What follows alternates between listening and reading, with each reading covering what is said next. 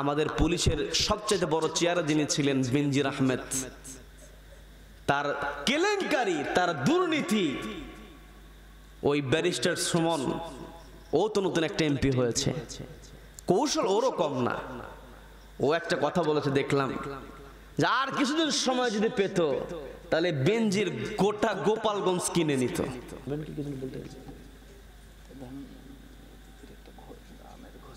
আচ্ছা আচ্ছা আচ্ছা, আমাদের পুলিশের সবচেয়ে বড় চেয়ারে যিনি ছিলেন বেনজির আহমেদ, তার কেলেঙ্কারি, তার দুর্নীতি, ওই ব্যারিস্টার সুমন, ও তো নতুন একটা এমপি হয়েছে, কৌশল ওরও কম না। ও একটা কথা বলেছে দেখলাম, যে আর কিছুদিন সময় যদি পেত তাহলে বেনজির গোটা গোপালগঞ্জ কিনে নিত। তার মানে তার পুলিশের সর্বোচ্চ চেয়ারে বসে যে দুর্নীতি করেছে, এর দ্বারা বোঝা যায় সর্বোচ্চ পর্যায়ের পুলিশের কর্মকর্তা যদি এরকম দুর্নীতিবাজ হয়, ওই দেশের জনগণের বাস করা বড় কঠিন হয়ে যায়। কথা বলেন ঠিক কিনা? এর প্রমাণ হলো, বাজারে যখন কোনো গরিব মানুষ বাজার করতে যায়,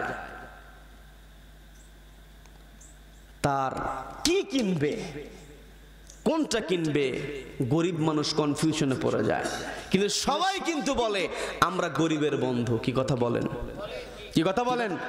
এরা তো গরিবের বন্ধু নয়, গরিবের বন্ধুর, গরিবের বন্দুক। কি কথা বলে? আজকে যদি ওমরের মতো শাসক থাকতো, তাহলে ওই পুলিশের প্রধান হয়ে ওই বেনজির এই কাজ কখনো করতে পারতো? বেনজির তার একেবারে এত সম্পত্তির পাহাড় গড়ে ফেলেছে, জায়গার পর জায়গা। প্রকৃত বিচার হোক, এটা আমরা চাই। কি কথা বলেন? কিন্তু বড় দুঃখ নিয়ে বলতে হয়, দুর্নীতি দমন কমিশন আমাদের দেশে আছে, কিন্তু দুদকে যারা চাকরি করে দেখবেন অধিকাংশ কর্মকর্তাগুলো নিজেরাই দুর্নীতির মধ্যে যুক্ত হয়ে থাকে।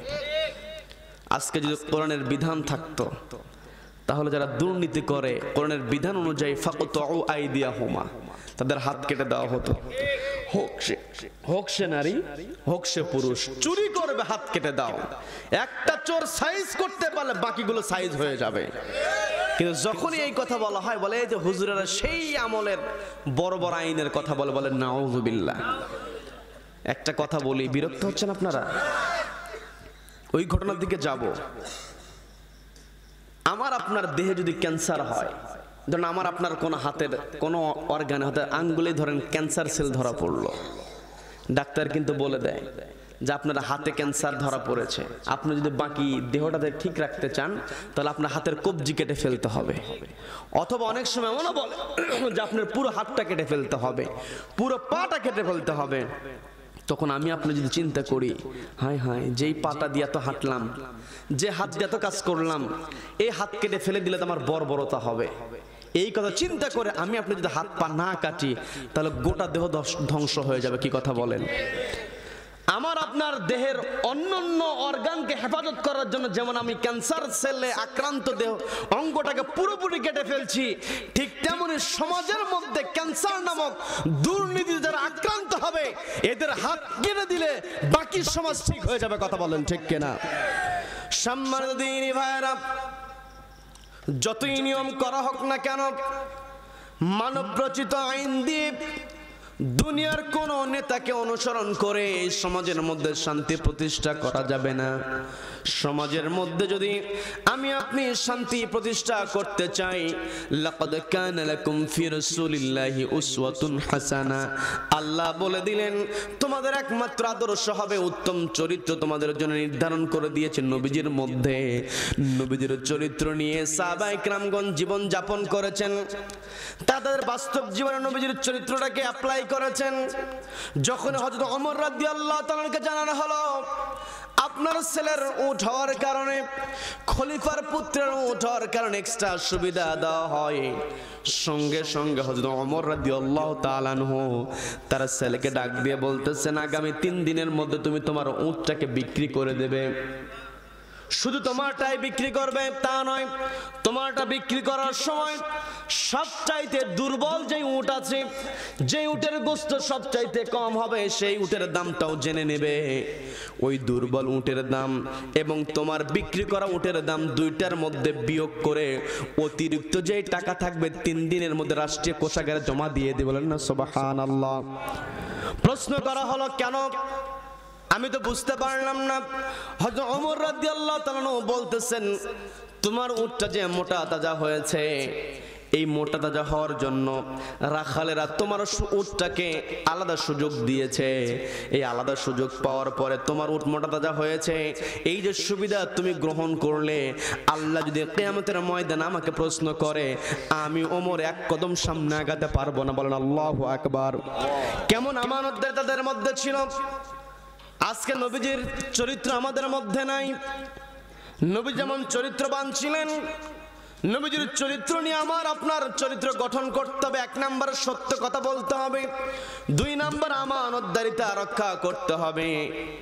কিন্তু বড় দুঃখ নিয়ে বলতে হয়, সমাজের প্রত্যেকটা ক্ষেত্রে আমানতের খেয়ানত। দেখবেন ভাই বোনের সম্পত্তির মধ্যে ফাঁকিবাজি, ছলচাতুরি, ধোঁকা আছে না নাই? আগের দিনে তো ডাকাতি হতো অনেক, এখন তো ডাকাতি হচ্ছে কৌশলী ডাকাতি। আগের দিনে ডাকাতেরা সরাসরি ডাকাতি করত, কিন্তু বর্তমান সময়ে ডাকাতি হয় ফাইল আটকায়া দিয়া, মিথ্যা মামলা দিয়া। কথা বলেন ঠিক কিনা? আজকে কষ্ট নিয়ে বলতে হয়, ডাকাতির মধ্যে পুলিশেরাও পর্যন্ত থেকে যায়। এটারও কারণ আছে।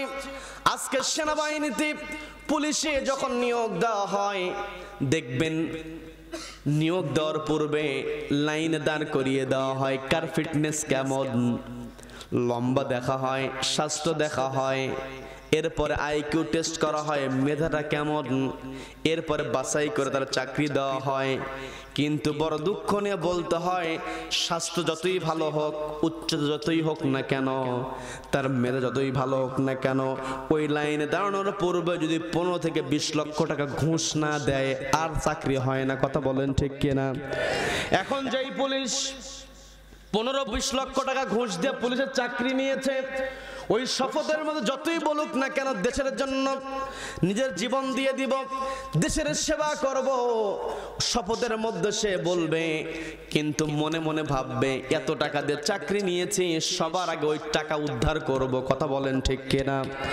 আজকে আমি আপনি যদি সমাজের মধ্যে ন্যায় প্রতিষ্ঠা করতে চাই, দুর্নীতি দূর করতে হবে।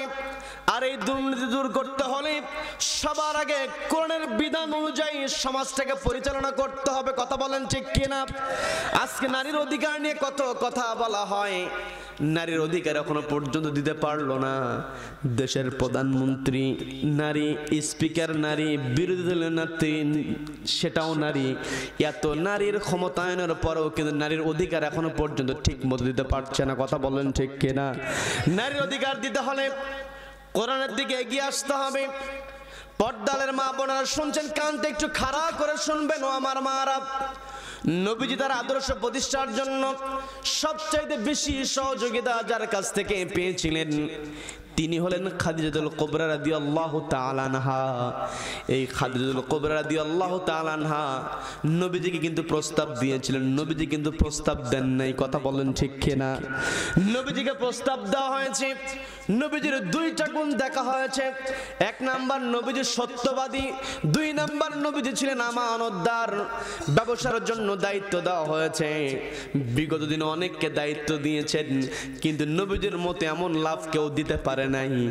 খাদিজাতুল কুবরা রাদিয়াল্লাহু তাআলা চিন্তা করে দেখলেন, যে মানুষটা এত পরিমাণ সততা নিয়ে আমার ব্যবসা করলো, এই লোকটাকে যদি নিজের জীবন সঙ্গী হিসেবে গ্রহণ করতে পারে, আমার জীবন সার্থক হয়ে যাবে। বলেন না সুবহানাল্লাহ। আজকে আমার দেশে যখন মেয়ে বিয়ে দেওয়া হয় অথবা ছেলেকে বিয়ে করানো হয়, তখন আর কোনো গুণ দেখতে চায় না। প্রশ্ন করে, ছেলে কি করে, ছেলে যে নামাজ পড়ে কিনা, ছেলে সত্য কথা বলে কিনা, ছেলে আমানতদার কিনা, এটা দেখে না। কষ্ট নিয়ে কতগুলো কথা বলতে হয়। বিবাহের জন্য ক্যান্ডিডেট এসেছে 2টা, একটা চাকরি করে কলেজের লেকচারার, এমপিভুক্ত প্রতিষ্ঠানের লেকচারার, বেতন 22,000 থেকে শুরু হয়। আর একটা বিয়ের পাত্র এসেছে ডিসি অফিসের পিয়ন। মুরব্বীরা পরামর্শ করে, বলে কলেজের লেকচারার, তার সম্মান আছে, তার পদ বড়, কিন্তু বেতনটা মাত্র 22,000-এর মধ্যে। কিছুদিন পরে আবার, কিছুদিন চাকরির পর হয়তো আর একটু বাড়বে, কিন্তু ডিসি অফিসের পিয়ন বেতন তার 15,000 হতে পারে, 14,000 হতে পারে, কিন্তু উপরা যে ইনকাম আছে 50,000 পার হয়ে যাবে। কাজে ওই প্রবাসকের সাথে বিয়ে না দিয়ে পিয়নের সঙ্গে বিয়ে দাও। বলে কি বলে না? বলে কি বলে না? তার মানে টাকা দেখে মেয়েকে বিয়ে দেয়, যার কারণে মেয়ে আর সুখে থাকতে পারে না। কি কথা বলেন? আবার ছেলেপক্ষ চিন্তা করে,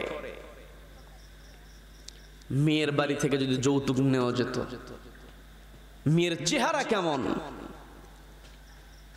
মেয়ের বাবার কত সম্পদ আছে, এগুলো দেখে বিয়ে করে।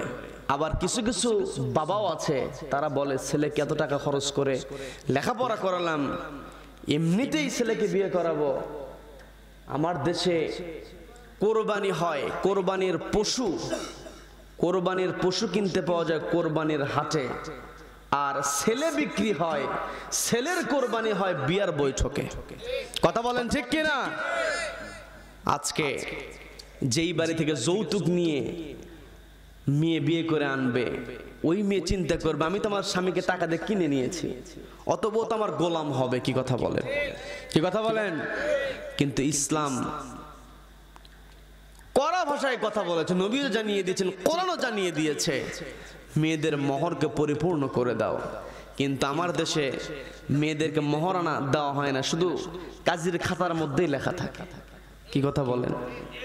মহারণা বেশি হলে কাজীর বিল বেশি হয়, কাজীর বিল দেওয়া হয়, কিন্তু স্ত্রীকে মহারণা দেওয়া হয় না। আবার দেখবেন দর কষাকষি এমন হয় যে না, কাবিন 20 লাখ হতে হবে। বলে কেন? যদি পরবর্তীতে সমস্যা হয় তাহলে ছেলে টাইট হয়ে থাকবে। তার মানে চিন্তা করে দেখেন, বিয়েই হলো না, এর আগে বিয়ে ভাঙ্গার পরিকল্পনা। কথা বলেন ঠিক কিনা? সম্মানিত দিনী ভাইরা, বোঝার চেষ্টা করবেন, এই পৃথিবীতে আমরা এসেছি, এই পৃথিবীতে আমাকে আপনাকে সব সময় মনে করতে হবে, অন্তরে আল্লাহর ভয় নিয়ে আসতে হবে। যখন আমি আপনি আল্লাহর ভয় আনতে পারবো, তখনই আমার পক্ষে সত্য বলা সহজ হবে।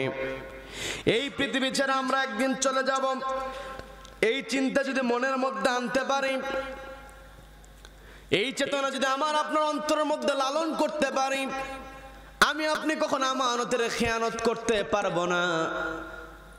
জমি জমার ব্যাপারে সবচেয়ে বেশি আমানতের খেয়ানত হয়। দেখবেন আগের দিনে যখন ডাকাতি হতো, ডাকাত যদি কোন পথচারীকে আটকিয়ে দেয়, আটকানোর পরে তার কাছ থেকে সবকিছু কেড়ে নেবে। ডাকাত তো চেহারা ঢেকে রেখেছে কালো কাপড় দিয়ে, তাকে চেনার উপায় নাই, কিন্তু পথচারীর তো মুখটা খোলা আছে। ওই ডাকাত চিনতে পেরেছে লোকটা আমার গ্রামের মানুষ, কাজে এর কাছ থেকে সবকিছু নেওয়া যাবে না, কৌশল করে তাকে ছেড়ে দেয়। ডাকাত এলাকার মানুষ হিসাবে পথচারীকে ছেড়ে দেয়, কিন্তু একই মায়ের পেটের মধ্যে থাকার পরও, একই মায়ের পেট থেকে দুনিয়াতে এসেছে, নিজের ভাই হয়ে ভাইয়ের সঙ্গে ডাকাতি করে, আছে না নাই? দুনিয়ার ডাকাত সে মায়া করছে, এলাকার মানুষ সম্পত্তি নেওয়া যাবে না, কিন্তু একই মায়ের পেটের মধ্যে ভাই বোন ছিল, একই মায়ের পেট থেকে দুনিয়াতে এসেছে, বোনকে ঠকিয়ে বোনের কাছ থেকে ডাকাতি করে সম্পদ আত্মসাৎ করে এমন লোক আছে না নাই? যতই ওমরা করুক না কেন, যারা ওয়ারিশকে ঠকাবে, যতই ওমরা করুক, সে সবচাইতে বড় গোমরাহ। কথা বলেন ঠিক কিনা? কাবার গিলাফ ধরে কান্নাকাটি করে কোনো লাভ হবে না যদি আমানতের খেয়ানত কেউ করে। নবীজির জীবনের দিকে তাকিয়ে আমার এক নাম্বার, আপনার এক নাম্বার বৈশিষ্ট্য হবে সত্য কথা বলতে হবে। 2 নাম্বার যে বৈশিষ্ট্য আমি আপনি লালন করব, সেটা হলো আমাকে আপনাকে আমানতদারিতা অর্জন করতে হবে। নবীজির সাহাবী হযরত ওমর রাদিয়াল্লাহু তাআলা আনহু ছেলেকে অর্ডার দিয়ে দিলেন, 3 দিনের মধ্যে অতিরিক্ত টাকা তুমি রাষ্ট্রীয় কোষাগারে জমা দিয়ে দিবা। অন্তর রয়েছে কার ভয়? আল্লাহ আপনার অন্তরে আনতে হবে। নবীজির সাহাবীরা নবীজিকে অনুসরণ করেছেন, নবীজিকে অনুসরণ করার ফলে তারা কিয়ামত পর্যন্ত তারা সবচাইতে সম্মানিত হয়েছেন একমাত্র নবীজিকে অনুসরণ করার কারণে। এমন আরো ঘটনা হযরত আবু বকর জীবনের দিকে যদি লক্ষ্য করি, সেখানেও আমরা দেখতে পাই আবু বকর রাদিয়াল্লাহু তাআলা আনহু, আবু বকর রাদিয়াল্লাহু তাআলা আনহু তিনি যখন খেলাফতে, স্ত্রী একদিন এসে বলতেছেন, আপনি একটু ভালো বাজার করে দেন, আমি বাড়িতে মিষ্টান্ন দ্রব্য তৈরি করব, ভালো খাবার তৈরি করব। হযরত আবু বকর রাদিয়াল্লাহু তাআলা বলতেছেন, বাজার করা আমার পক্ষে সম্ভব হবে না। যেই বেতন আমাকে দেওয়া হয়, ভাতা আমাকে দেওয়া হয়, এর দ্বারা ভালো বাজারের আশা করো না। স্ত্রীকে যখন বলে দেওয়া হলো, স্ত্রী তখন চিন্তা করলেন, আমি তো আর আমার স্বামীকে আর বলতে পারবো না, বলার পথ বন্ধ হয়ে গিয়েছে। ওই দিন থেকে তিনি চিন্তা করলেন, প্রত্যেক দিন রুটি যখন তৈরি করবেন, এক মুঠ করে আটা তিনি পৃথক করেন। দেখবেন বর্তমান সময়ের মা বোনদের অভ্যাস না থাকলে আমাদের দাদিদের মধ্যে যে লক্ষ্যটা আমরা করেছি, দাদিরা রান্না করার সময় চাল নিয়েছে মাপ দিয়ে, কিন্তু চালটা ধোয়ার পূর্বে আরেকটা মুঠ আলাদা করে রেখে দিয়েছে বিপদের সঙ্গী হিসাবে। কথা বলেন ঠিক কিনা? হযরত আবু বকর রাদিয়াল্লাহু তাআলার স্ত্রী তিনি প্রত্যেক দিন এইরকম রুটি তৈরির পূর্বে এক মুঠ করে আটা পৃথক করেন। করতে করতে যখন বড় একটা অ্যামাউন্ট হয়েছে, বাজারে বিক্রি করেছেন। বিক্রি করার পরে সেখান থেকে সুন্দর সুন্দর বাজার করেছেন। বাজার করার পরে সুন্দর আইটেম তৈরি করে যখন মিষ্টান্ন দ্রব্য, ভালো খাবার যখন হযরত আবু বকর রাদিয়াল্লাহু তাআলার সামনে দিয়েছেন, আবু বকর রাদিয়াল্লাহু তাআলা খাবারটা গ্রহণ করেছেন। গ্রহণ করে স্ত্রীকে প্রশ্ন করলেন, কি ব্যাপার? আমি তো তেমন বাজার করি নাই, আমি তো তেমন বাজার করি নাই, এই এত সুন্দর খাবার আয়োজন তুমি কেমন করে করলে? এই কথা বলার পরে মুস্কি হাসি দিয়ে বলতেছেন, আপনাকে যখন বলেছিলাম, আপনি তো বলেছেন আপনি বাজার করতে পারবেন না, সেই ভাতা আপনাকে দেওয়া হয় না। সেই দিন থেকে আমি এক মুঠ করে আটা পৃথক করে একটা পরিমাণ হওয়ার পরে আমি বাজারে বিক্রি করে সেটার মাধ্যমে বাজার করেছি। সঙ্গে সঙ্গে আবু বকর রাদিয়াল্লাহু তাআলা বাইতুল মালে দায়িত্ব থাকা ব্যক্তিকে ডাক দিয়ে বলতেছে, আমার স্ত্রী এতদিন ধরে এত পরিমাণ আটা জমা করেছে, তুমি হিসাব করে আগামী মাস থেকে ওই পরিমাণ আটা আমার বাড়িতে কম দিয়ে দে। বলেন না সুবহানাল্লাহ। অবাক করা কথা, তিনি বলতেছেন আমার স্ত্রী প্রত্যেকদিন আটা বাঁচিয়ে তিনি প্রমাণ করেছেন এই পরিমাণ আটা আমার পরিবারে না হলেও চলে। কাজে আমি যদি এই পরিমাণ আটা আবার আগামীতে গ্রহণ করি, আল্লাহ হয়তো আমাকে ধরবেন। বলেন আল্লাহু আকবার। কেমন আমানতদারিতা তাদের কাছে ছিল, তাদের কাছে জনগণ গিয়ে ন্যায় বিচার তারা পেয়েছে, তাদের কাছে কখনো অন্যায় হয় নাই, তারা ন্যায় বিচার করেছেন। একটাই কারণ, একটি কিতাব দিয়ে তারা বিচার করেছেন। সেই কিতাবের নাম কি? হযরত ওমর রাদিয়াল্লাহু তাআলার দরবারে দুইজন বালক আরেকজন যুবককে টেনে হিঁচড়ে হাজির করলেন। হযরত ওমর প্রশ্ন করলেন, কি ব্যাপার, এই যুবকের অপরাধটা কি? তোমরা কেন তাকে টেনে হিঁচড়ে আমার সামনে হাজির করেছো? জবাব দেওয়া হলো, আমিরুল মুমিনিন, আমরা দুই ভাই, আমাদের পিতাকে এই যুবক হত্যা করে আমাদেরকে এতিম করেছে। আমরা এসেছি আপনার কাছে বিচার নেওয়ার জন্য, আপনার কাছে আমরা ন্যায় বিচার পাবো, আমরা নিশ্চিত। হযরত ওমর রাদিয়াল্লাহু তাআলা বলতেছেন, তোমরা যে অভিযোগ এনেছো অভিযোগ সত্য? বলে হ্যাঁ সত্য। যুবককে প্রশ্ন করা হলো, যুবক তোমার বিরুদ্ধে যে দুইজন বালক অভিযোগ এনেছে অভিযোগ সত্য নাকি? এই কথা বলার সঙ্গে সঙ্গে যুবক বলতেছে, আমিরুল মুমিনিন, হ্যাঁ আমি এদের পিতাকে হত্যা করেছি। এক বাক্যে যখন সত্য বলে দিয়েছে, হযরত ওমর একটু অবাক হয়েছেন, কি ব্যাপার? কোন ব্যক্তি অপরাধ করলে তার অপরাধটা সহজে স্বীকার করে না, কিন্তু এই যুবক অপরাধ স্বীকার করে নিয়েছে। আবার তোর জানার কথা, আমার রাজ্যে কেউ যদি কাউকে নিজের হাতে আইন তুলে নিয়ে হত্যা করে ফেলে, হত্যার বদলে হত্যার বিধান আমি বাস্তবায়ন করি।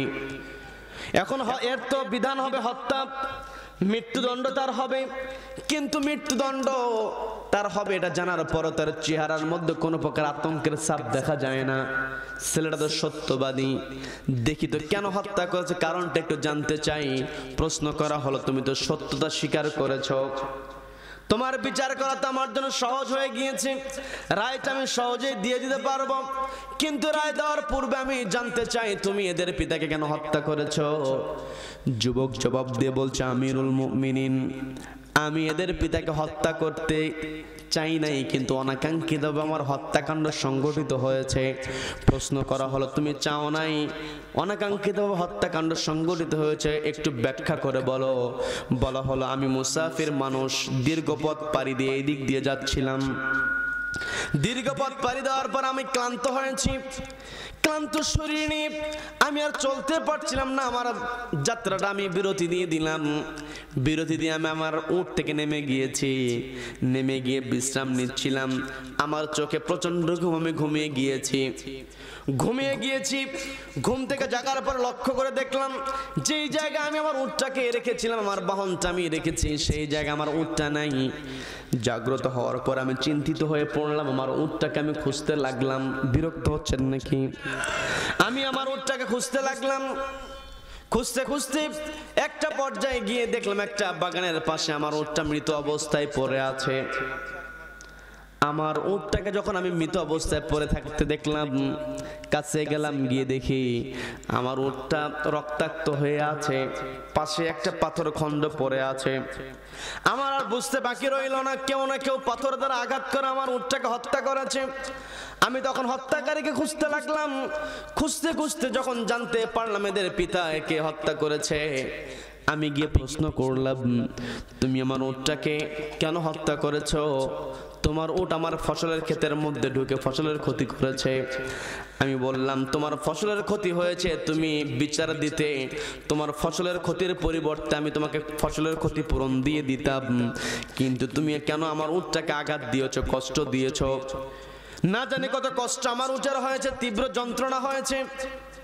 আমি যখন উটের যন্ত্রণার কথা বলছিলাম, এদের পিতা আমার কথাটাকে একটু কটাক্ষ করে নিয়ে বলতেছে, উটের জন্য এত আবার দয়া, উটের আবার ব্যথা, এইরকম জাতীয় যখন এক্সপ্রেশন আমি তাদের পিতার কাছ থেকে পেয়েছি, তখন আমি তাদের পিতাকে বোঝানোর জন্য পাথর খণ্ড হাতে নিয়ে মৃদু আঘাত করে বোঝাতে চেয়েছিলাম, আমি আস্তে আঘাত করার কারণে কেমন ব্যথা আপনার হয়, না জানি কত জোরে আপনি আঘাত করেছেন, আমার উটটা কত ব্যথা পেয়েছে। আমি মৃদু আঘাত করে ব্যথা বোঝানোর জন্য যখন আঘাত করতে গিয়েছি, অনাকাঙ্ক্ষিত ভাবে আমার উটটা আমার ওই পাথরের আঘাত দ্বারা যখন আমি আঘাত করলাম, বৃদ্ধ মানুষ, বয়স হয়ে গিয়েছে, আঘাত আর সহ্য করতে পারে না, আঘাতটা জোরে লেগে গিয়েছে অনাকাঙ্ক্ষিত ভাবে, সঙ্গে সঙ্গে মারা গিয়েছে। আমিরুল মুমিন, আমার তো ইচ্ছা ছিল না, আমি শুধু উটের কষ্ট বোঝানোর জন্য আস্তে আঘাত করেছি। আমার সত্যি করে বলছে, আমার মেরে ফেলা দেওয়ার কোনো নিয়ত ছিল না, আমাকে কি মাফ করা যায় না? এই কথা বলার সঙ্গে সঙ্গে হযরত ওমর রাদিয়াল্লাহু তাআলা আনহু বলতেছেন, আমি তোমার কথা বিশ্বাস করলাম, কিন্তু তুমি যতই আমার কাছে মাফ চাও না কেন, আমি মাফ করতে পারবো না যতক্ষণ না পর্যন্ত এই দুই বালক মাফ করে। বলেন আল্লাহু আকবার। সর্বোচ্চ চেয়ারে বসেছেন, বসে বলতেছেন, আমি চেয়ারের অধিকারী হতে পারি, এই চেয়ারে বসার যোগ্যতা আমার থাকতে পারে, কিন্তু ওই দুই বালক ক্ষমা না করলে আমার ক্ষমা করার ক্ষমতা নাই। বলেন আল্লাহু আকবার। কিন্তু এমন দৃশ্য আমাদের চোখের সামনে পড়েছে, ফাঁসির আসামি নিজের দলের সাপোর্ট করার কারণে দেশের সর্বোচ্চ চেয়ারে বসে, রাষ্ট্রপতির চেয়ারে বসে সাধারণ ক্ষমা করে দেয়, আছে না নাই?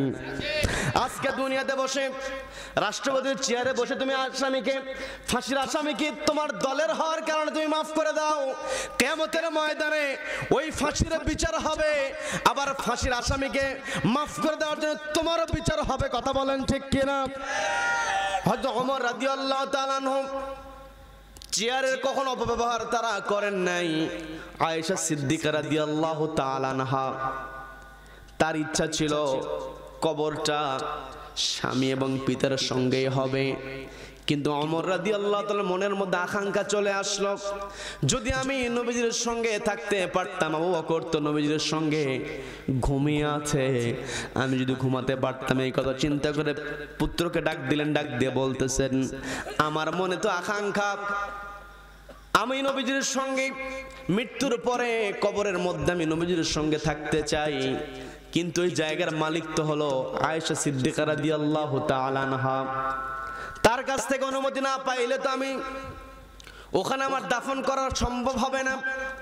ডাক দিয়ে বলতেছে, আমার ছেলে তুমি গিয়ে আয়েশার কাছে প্রস্তাব দিয়ে বলবে, আমার পিতা খাত্তাবের পুত্র তিনি বারবার একটা কথা বলেছেন, আমার ছেলে তুমি যখন আয়েশা সিদ্দিকাকে আমার কবরের ব্যাপারে সুপারিশ করবে, ওই সময় কখনো আমিরুল মুমিনিন বলবা না, আমির হিসেবে বলবা না, বলবা খাত্তাবের পুত্র অনুমতি চেয়েছে, যদি আপনি অনুমতি দেন সেখানে কবরের ব্যবস্থা তিনি করবেন। বলেন আল্লাহু আকবার। তিনি চাইলে বলতে পারতেন, আমি আমিরুল মুমিনিন, আমার সিদ্ধান্তটা চূড়ান্ত।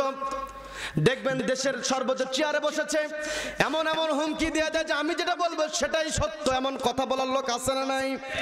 আজকে সত্যকে তুমি মিথ্যা বানিয়ে দাও, মিথ্যাকে সত্য বানিয়ে দাও, এই চেয়ার তোমার জন্য একদিন কাল হয়ে যাবে। যখন তুমি নবীজির আদর্শ গ্রহণ করতে পারবে, আমানতের খেয়ানত কখনো তুমি করতে পারবে না। বন্ধুগণ, যে কথাই ছিলাম, হযরত ওমর রাদিয়াল্লাহু তাআলার দরবারে যখন এই কথা বলা হলো, হযরত ওমর বলতেছেন, এই দুইজন বালক যদি তোমাকে ক্ষমা করে দেয় তবে আমি ক্ষমা করতে পারবো, আমার তো ক্ষমা করার এখতিয়ার নাই। যখন ক্ষমা চাওয়া হলো, ওই দুই বালক বলতেছে, আমরা ক্ষমা করতে পারবো না, আমরা পিতার হত্যার বিচার চাই, আমরা পিতার হত্যার বিচার চাই। এই কথা বলার পরে হযরত ওমর রাদিয়াল্লাহু তাআলা বলতেছেন, ও যুবক, কারা যে তোমাকে ক্ষমা করছে না, আমিও ক্ষমা করতে পারবো না, তোমার মৃত্যুদণ্ড ঘোষণা করা হলো।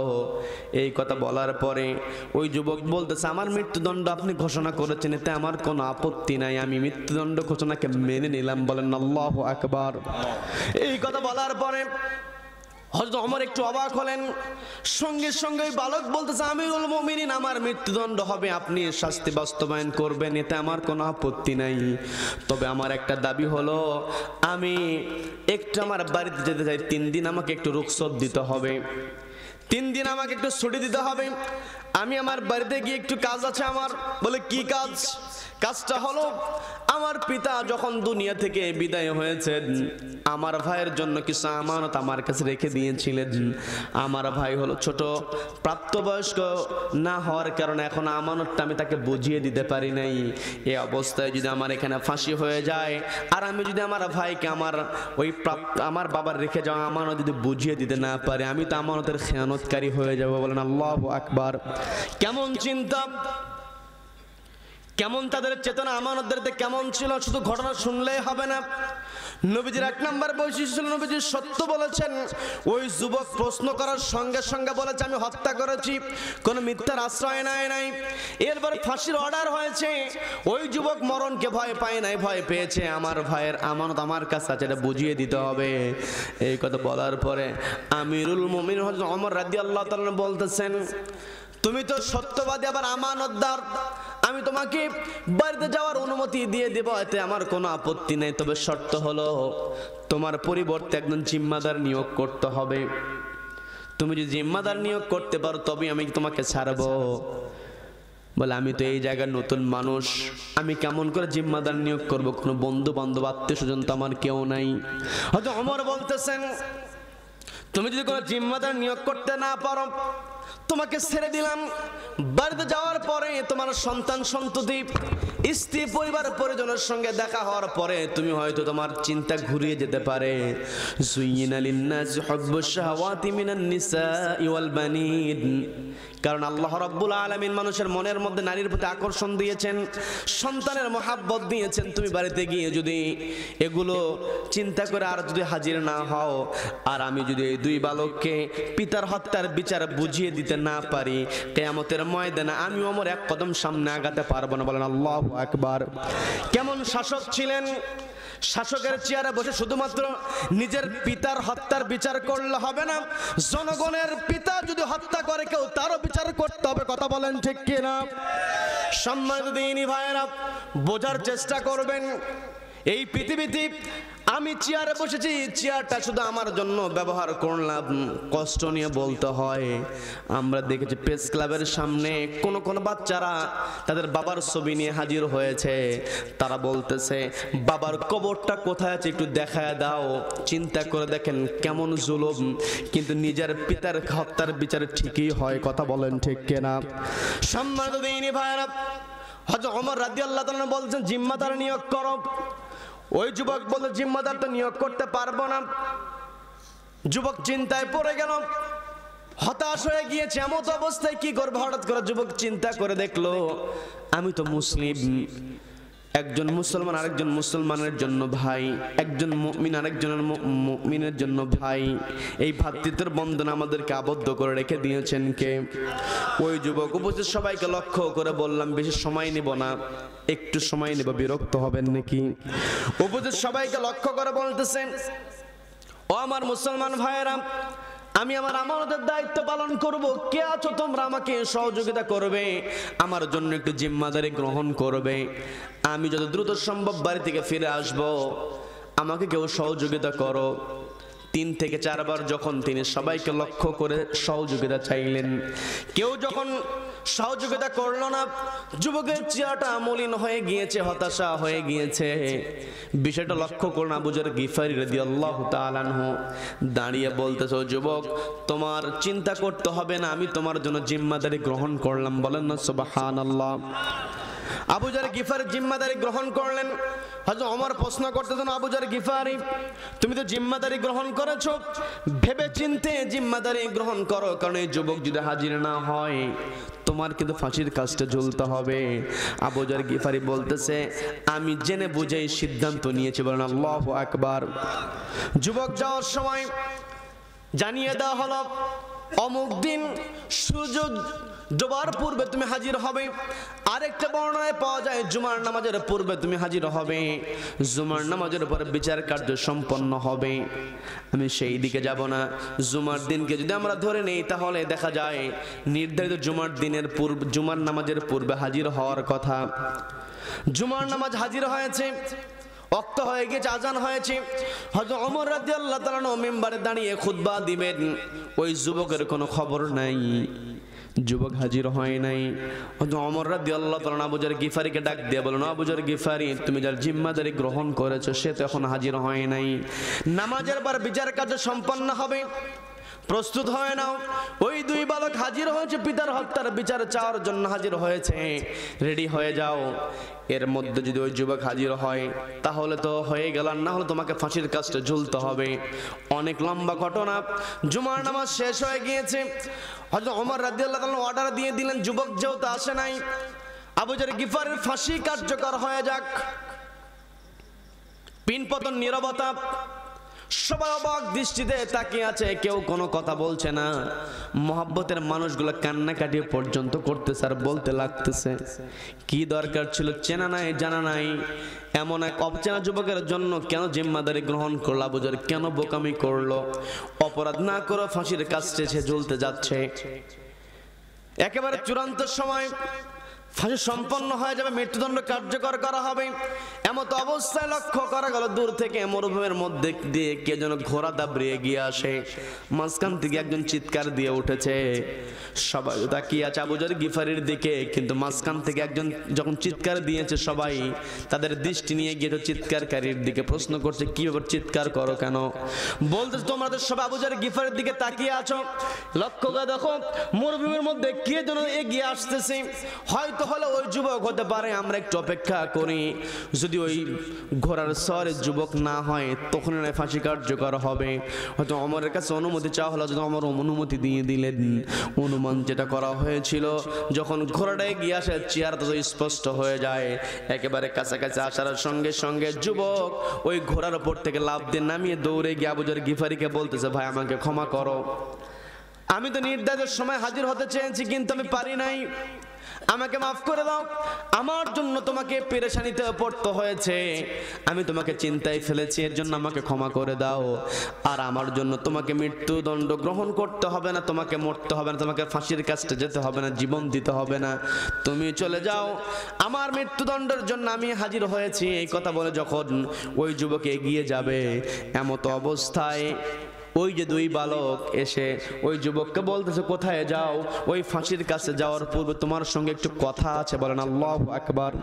তার মানে যেই দুই বালক বিচার দিয়েছে ফাঁসি কার্যকর হবে, এমত অবস্থায় ওই দুই বালক আবার ঠেকিয়ে দিয়েছে, কথা আছে। কথা শুনবেন নাকি মনোযোগ দেব? শুনবেন? দেখি কারা কারা শুনবেন, দু হাত একটু দেখান তো দেখি।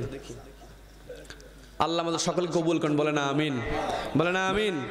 রাত 1টা পার হয়ে গিয়েছে, এখন দেখেন আপনারা শুনবেন তো, শুনবেন তো? আল্লাহ কবুল করেন, বলে না আমিন। তবে শোনার পূর্বে আমার একটু আবদার আছে, আমার আবদার আছে, সময় খুব বেশি নিব না। এই যে দেখেন বেসরকারি, এখানে বল তাহফিজুল কোরআন বেসরকারি শিশু সদন, এই যে নুরানি কওমি হাফিজিয়া মাদ্রাসা, হাফিজে কোরআন দুজনকে পাগড়ি দেওয়া হলো। আমার তো মনে হয় আজকে পাগড়ি পাওয়ার পরে ওদেরকে যদি প্রশ্ন করা হয় যে তুমি জীবনে কোন কোন দিন খুশি হয়েছো, তোমার আনন্দের দিন বলো, 1 নম্বরে বলবে আজকে মাথায় যখন পাগড়ি দেওয়া হলো, এটাই হচ্ছে আমার আনন্দের মুহূর্ত। কথা বলেন ঠিক কিনা?